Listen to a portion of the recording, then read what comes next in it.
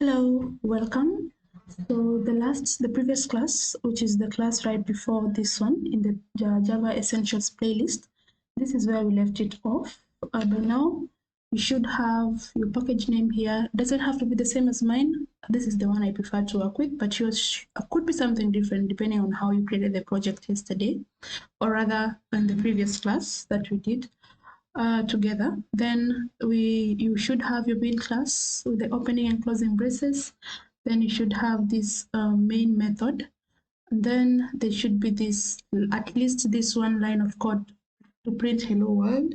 If you got a chance to go through the practice exercise, which is in the description from the previous class, then you could probably be having more than hello world at this point. Now, what I want us to start by doing today is to understand, or rather, I keep saying today and yesterday because I've recorded them back to back day after day, so forgive me for that. What I want us to do in this session is to understand at the most basic level what is going on in this main.java class.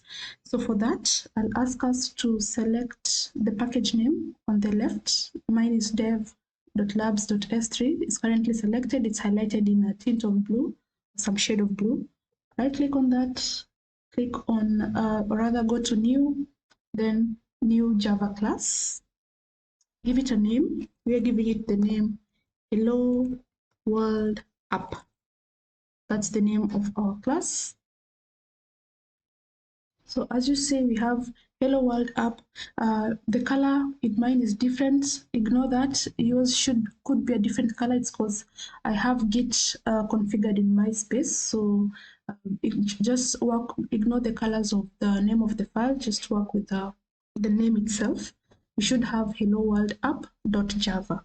From the very first class we covered, where we were getting introduced to Java the technology and Java the programming language, you should have understood these concepts by now. If you're struggling with understanding why we're appending .java, you can refer to the very first class in this playlist.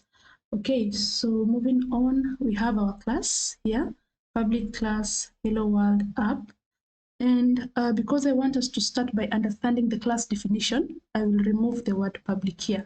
Later on, in some of the further contexts we'll cover, we'll understand why the word public could sometimes, or other words like private, could sometimes be required when you're creating a class. So inside that class, I would want us to create a main method. So just type in main if you're in the IntelliJ IDEA.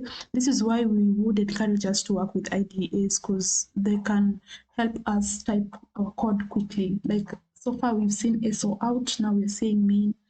Type in main and hit enter. That one will pre-populate the main method for you. So we have the public static void main string arguments. I'll walk us through what that is via a demonstration, a whiteboard demonstration. Then type S out. So we're just getting familiarized, hands-on practice on how to create such from scratch. And type in hello world. So we did a very similar thing yesterday, but we went through a different style of code. So there we go. System out print line hello world. If I was to run this here, it will just print hello world in my output. Please note, you don't have to include hello world. You can include anything that you want. Here we go, hello world. For example, happy birthday. It will also print happy birthday, or you can include another one with your name and so on and so forth. Have as much fun as you want to it. So we want to walk through whiteboarding to understand what we've just done, because this is our hands-on. Now we want to understand what we've just done. And before we get to that point, okay, let me just go to the whiteboard. It will be easier. Then I'll refer to this code if needed. So I'm switching to the whiteboard. Okay. So this is what we've just done. Ignore I'm trying out a new whiteboard. From the previous session, I was trying another one and it caused some problems today. So ignore the upgrade, blah, blah, blah. If it works out, then I might upgrade. But for now, let's just focus on the content. So what we've just seen in our IDE at first is the class definition. Our class was Hello World App.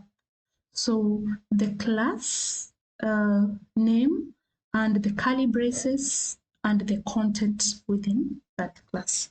So more about the class definition.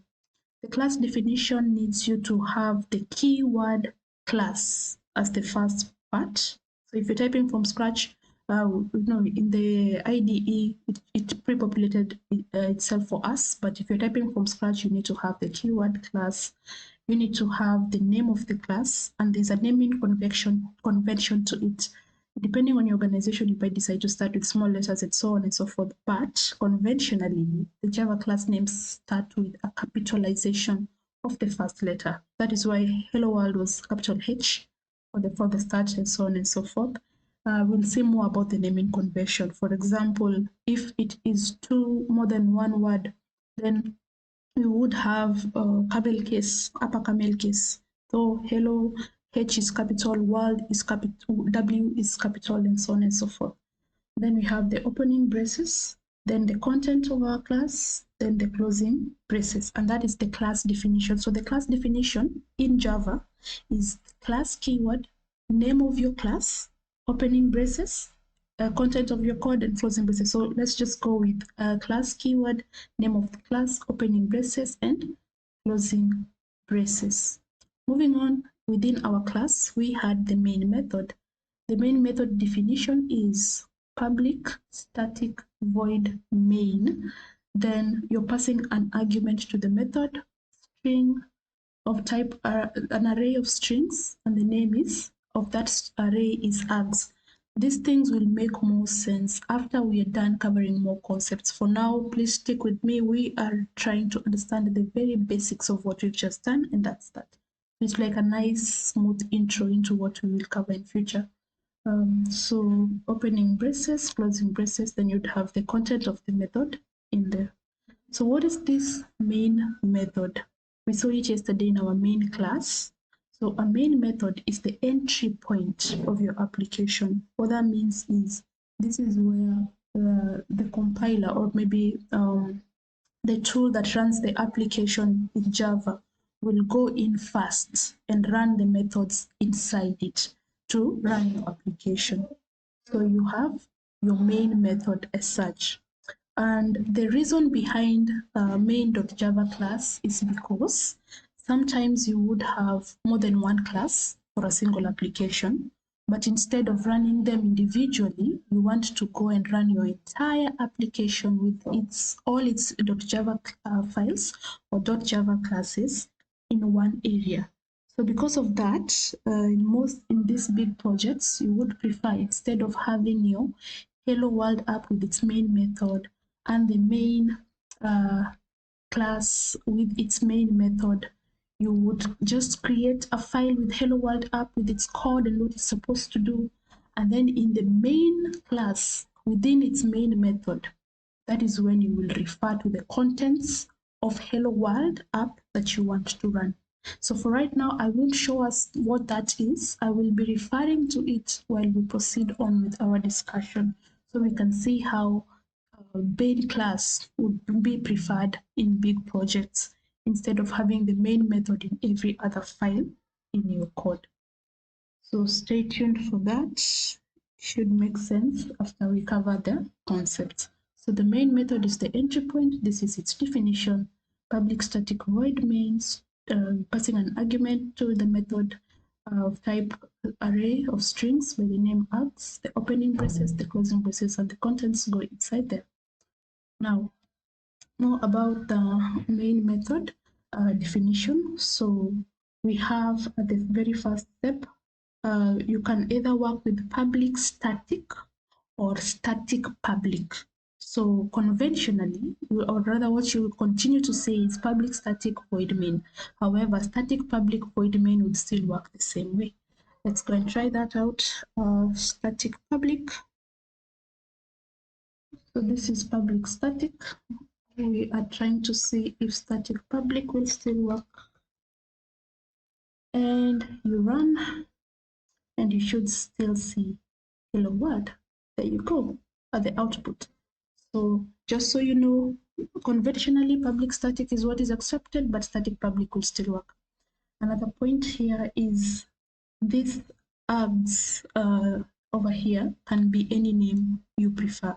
Conventionally, we work with args, but you can also work with argv or any other. Conventionally, you'll see args or argv depending on the documentation that you're reading, but you can work with any name. So let's go and test that out. We don't want to be working with rumors, so we want to confirm. So let's call it argv, for example. See if that should work, and it still works. So it can be any name, but conventionally, what you'd expect to see in official documentation is args or argv. Okay. Point number 3. Well, the argument we are passing is an array of type string. Okay. We will talk more about data types and types in general. We'll talk more about an array in an upcoming concept. But just so you know, the main method accepts an argument of type an array of strings. Then we have the opening braces and the closing braces, same as you have. So if you're coming from a programming language where you don't use curly braces, just so you know, in Java, curly braces are required as part of the class definition and also as part of your methods, and you'll continue to see that. Apart from a few exceptions here and there, we'll get to see what that is. Let's go on. So we have the core library. So within the main method, we have the system out print ln hello world. Yesterday in the previous session, we saw print f. So just so you know, in the very first instance, if you missed it, in the very first session, we were discussing what goes on in the background in Java. And part of that was where we talked about how you install the JDK, and the JDK comes with several components, including the likes of the core libraries and Java doc and so on and so forth. So this system is a class from the core library. It came with your JDK. And when you work with it, it helps you to print to the standard output. So we'll talk more about this at some point later on. It's part of the application programming interface. So that's what we are using, one of the core libraries to print to our output. Then I left the comments for last because I believe, and probably other people believe, that your code shouldn't require comments. It should be self-documenting.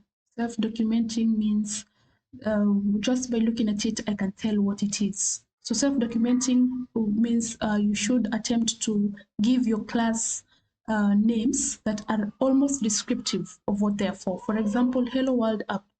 It's very descriptive to you intend to print the word Hello World, and so on and so forth. So good code should be self-documented. And when we are practicing on in other concepts, we will see how we will avoid the use of comments, and we'll try and make the names of our classes, the names of our variables, the names of our methods be self-documenting.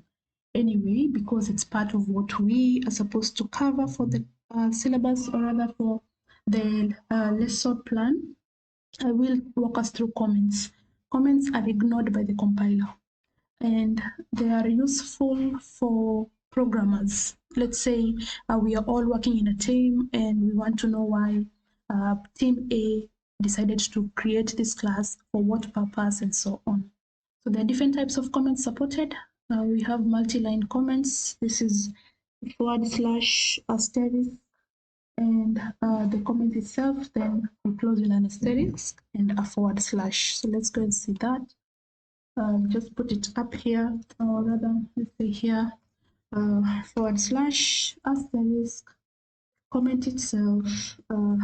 This is a multi-line comment. Okay. Now, please note another importance of working with the IDE. You're seeing that it just filled the closing asterisk and the / for me. So that is one multi-line comment. We have single-line comment. Another thing, since I've just seen this, we have statements in Java, and we terminate them by a semicolon. We will talk more about that later. So this is a statement. Although we are making use of the system class, like we've just talked about, that helps us print to the output. Happy birthday to the output. This is a statement. So we terminate statements with semicolon. If you remove that, it will error out. So take note of that. We are getting to introduce to some syntax. So single line comment. This is a single line comment. There we go. And we have the doc comment, the documentation comment. This is the one that Javac uses, Javadoc uses. Javadoc also comes with the JDK. I said at the very first session, the JDK comes with a lot of helpers. Yeah, so the doc comment is, sorry, / then double asterisk, then you go on. So it will just help you document, you know, we are learning Java Essentials with Android Trail, for example. Yeah. So, and so on and so forth. So this one is a bit different from the multi-line comment because it will actually work with more asterisk in point to create some sort of point format for your documentation. And you can work with make use of Javadoc, the tool, to generate such comments for your code. It's supported even within IDE. And in the reference link that is attached, there is a segment that could walk you through this. It's in the description on how to work with that. So I bet for all the comments, Javadoc might be one that we find most interesting because we want to document, we want to generate automatic documentation for our code. So that is that on this section. It's very basic, absolutely basic before we get a deep dive into the concepts, because we will start with classes. We'll know more about classes. We'll talk about methods later. We'll know more about that. So the main method will make much more sense. We'll talk about access modifiers to understand public, private, and so on and so forth. We'll talk about statements, so stay tuned. But for now, that is it on understanding the Hello World application, which is the very beginning of our journey. So as part of the practice exercise, consider looking at the link that I'll attach in the description, walk through the questions from the official documentation. It will help you revise on that short concept that I have walked us through. So I'll be seeing you on the next one, and I will be attaching, the link to this specific lesson where you can understand about Javadoc if you would wish to use it. Okay, see you on the next one.